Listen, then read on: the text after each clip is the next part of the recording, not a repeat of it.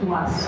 So today, I would like to share with you how I make travel count, and how in a short amount of time I'm in a place, a new country, a new city with no common language, I come away with a much more personal, intimate, more meaningful experience. And it leads me to my very first piece of advice.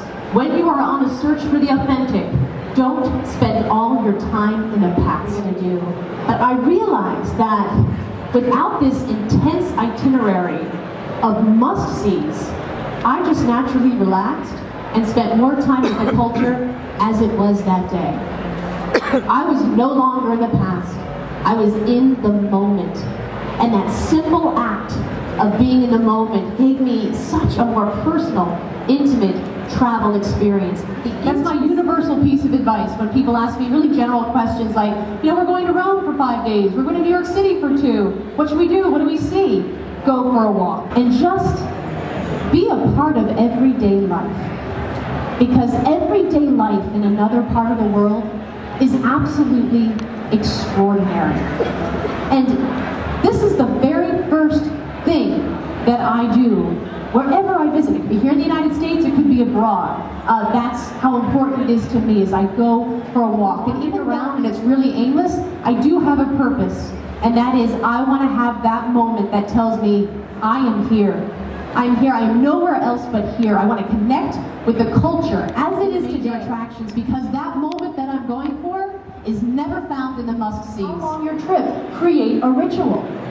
Do the same thing every single day. That travel mantra, never go down the same road twice. I don't believe that. And I think if that becomes your mindset, we become really bullied by time. And the antidote to that time bullying is to create a ritual. One of my favorite things that I do wherever I go is I find that place that I'm going to have a coffee every single day. I become more part of the local scene. I can feel the ebb and flow of a place better than if I was in a different place every single day. And most want to know. So for me, when I turn to the internet to see what I'm going to do, I line up my main points.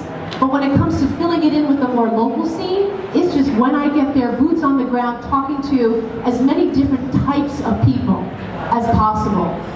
And I always ask them, where are those places that aren't necessarily off the beaten path? You just didn't know to look there. So that's what I want to find out.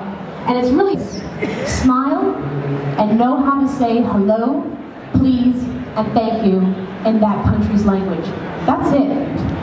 Just those 3 words will tell someone that 1, I am not from here, but 2, still a kind person, who 3, is making an effort. You do that.